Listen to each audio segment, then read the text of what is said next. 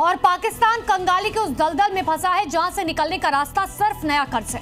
पाकिस्तान ने हाल ही में चीन का 1.4 अरब डॉलर का कमर्शियल लोन चुकाया, लेकिन ये कोई कामयाबी नहीं बल्कि एक खतरनाक आर्थिक खेल है।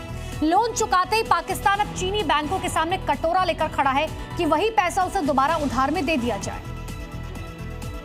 पाकिस्तान की वित्तीय रणनीति अब पूरी तरह से टोपी घुमाने यानी एक हाथ से लेकर दूसरे हाथ में देने पर टिकी है। चालू वित्त वर्ष में पाकिस्तान ने कुल 2.2 अरब डॉलर का विदेशी कर्ज चुकाया, जिसमें से 1.4 अरब डॉलर चीन के कमर्शियल बैंकों का था। लेकिन कहानी में ट्विस्ट ये है कि कर्ज चुकाती पाकिस्तान का विदेशी मुद्रा भंडार खाली होने के कगार पर पहुंच गया।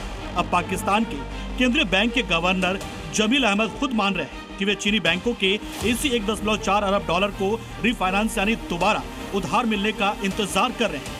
यानी चीन का पैसा चीन को लौटाया और अब उसी पैसे को वापस मांग रहे हैं ताकि मुल्क दिवालिया ना हो। पाकिस्तान के इस कर्ज तंत्र में केवल चीन ही नहीं है। एसबीपी के गवर्नर ने संसद की वित्त समिति के सामने एक ऐसा खुलासा किया जिसने सबको चौंका दिया।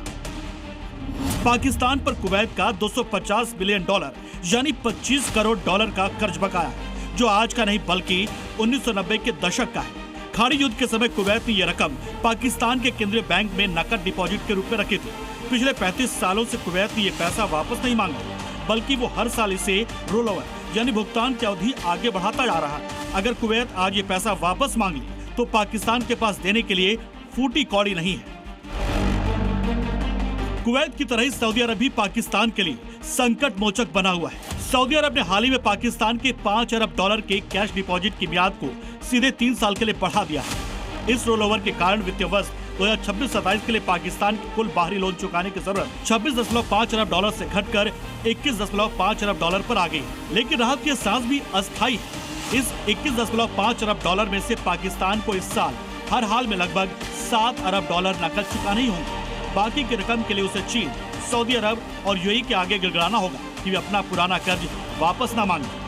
एक्सपर्ट्स का मानना है कि पाकिस्तान अब एक सामान्य अर्थव्यवस्था नहीं है बल्कि एक रोल ओवर इकोनॉमी बन चुका है। उसकी रणनीति ये नहीं है कि वो व्यापार बढ़ाए, फैक्ट्रियां लगाए या निर्यात से पैसा कमाए। उसकी एकमात्र रणनीति ये है कि मित्र देशों के पैरों में गिरकर कर्जों की अवधि बढ़वाई जाए और आईएमएफ से बेल आउट पैकेज की भीख मांगी जाए। इस रणनीति से पाकिस्तान अस्थायी रूप से डिफॉल्ट यानी दिवालिया होने से तो बच जाता है, लेकिन आने वाली पीढ़ियों को कर्ज के कभी न खत्म होने वाले दलदल में धकेल देता है। चीन के रिफाइनेंस का इंतजार, कुवैत की 35 साल पुरानी मेहरबानी और सऊदी अरब का रहम, यही है आज के कंगाल पाकिस्तान की असली आर्थिक रणनीति। कर्ज लेकर कर्ज चुकाने का ये खेल कब तक चलेगा ये कहना मुश्किल है, लेकिन इतना साफ है कि पाकिस्तान बिना कर्ज बैसाखियों के एक कदम भी नहीं चल सकता।